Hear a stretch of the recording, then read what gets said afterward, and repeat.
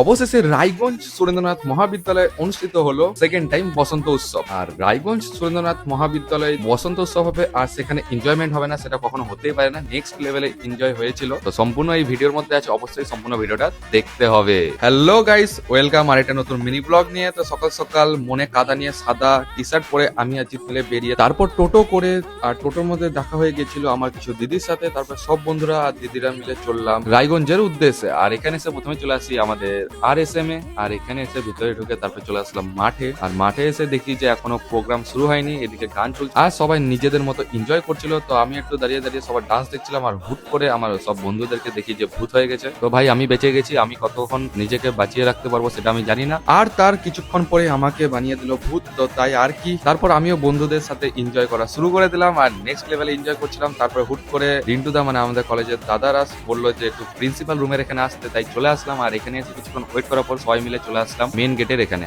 তারপরে এখানে আমাদের শ্রী মাননীয় কৃষ্ণ কল্যাণী মহাশয় চলে আসলো আমাদের বসন্তোৎসবের শুভ আরম্ভ করতে। তারপর চলে আসলাম মাঠে। আর মাঠে এসে প্রথমে আমাদের সব সম্মানীয় ব্যক্তিদেরকে বরণ করে নেওয়া হলো, তারপরে উদ্বোধনী নৃত্য দিয়ে আমাদের প্রোগ্রাম শুরু করা হলো। আর এইদিকে তো সবাইকে আবির লাগানো শুরু করে দিলাম। তারপরে আর কি, চলো আমাদের একটু পাগলা ঘন্টি ডান্স দেখে নাও তোমরা।